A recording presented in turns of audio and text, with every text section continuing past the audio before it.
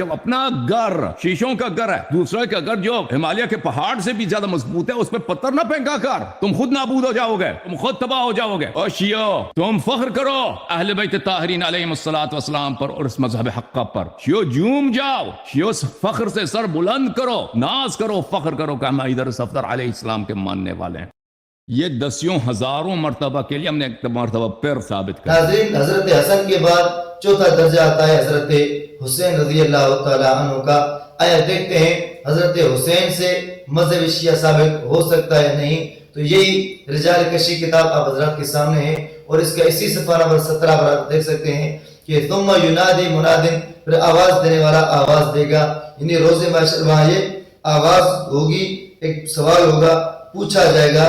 ندا دینے والا ندا دے گا، این حواری الحسین بن علی بن ابی طالب، کہ حسین بن علی بن ابی طالب کے حواری کہاں ہیں، ان کے مخلص لوگ کون ہیں، کہاں ہیں؟ فیقوم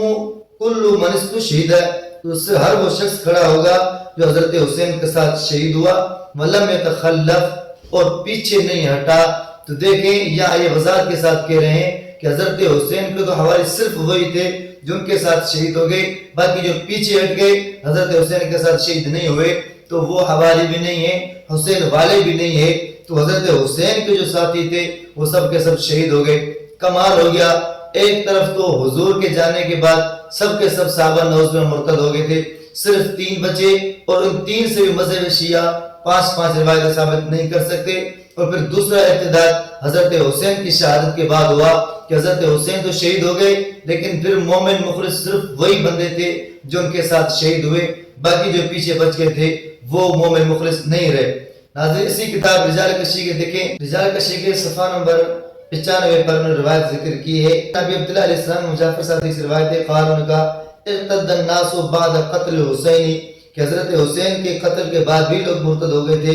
الا ثلاثہ، صرف 3 بچے تھے، ابو خالد کابلی، یحییٰ بن ام طویل اور جبیر بن مطعم۔ دیکھیں رسول اکرم صلی اللہ علیہ وسلم کے جانے کے بعد سب کے سب صحابہ نوز باللہ مذہب شیعہ کے مطابق مرتد ہو گئے، صرف 3 بچے۔ اور پھر دوسرا اس طرح کا ارتداد حضرت حسین کی شہادت کے بعد آیا مذہب شیعہ کے مطابق، کہ حسین کے شہید ہونے کے بعد سب کے سب لوگ مرتد ہو گئے، صرف 3 بچے تھے۔ کمال یہ ہے پورا مذہب چلنا ہے لیکن مذہب کے اندر صرف 3 بندے بچ رہے ہیں۔ اگر ان 3 کا بھی میں پوسٹ مارٹم کروں تو پتہ چل جائے 3 کا کیا حال ہے، لیکن 3 سے کوئی مذہب چلتا نہیں ہے۔ پھر بھی ہم مان لیتے ہیں کہ ان 3 سے آپ حضرات اس طرح کی 5 روایتیں ذکر کرو، انہوں نے حضرت حسین سے اور حضرت حسین نے رسول اکرم صلی اللہ علیہ وسلم نے روایت کی ہو، جن سے مذہب شیعہ ثابت ہو رہا ہو۔ میں پھر بھی شیعوں کو مسلمان کرنے کے لیے تیار ہوں، تو میں یہ چیلنج دے رہا ہوں کہ مذہب شیعہ نہ رسول اللہ سے ثابت ہے، مذہب شیعہ نہ حضرت علی سے ثابت ہے،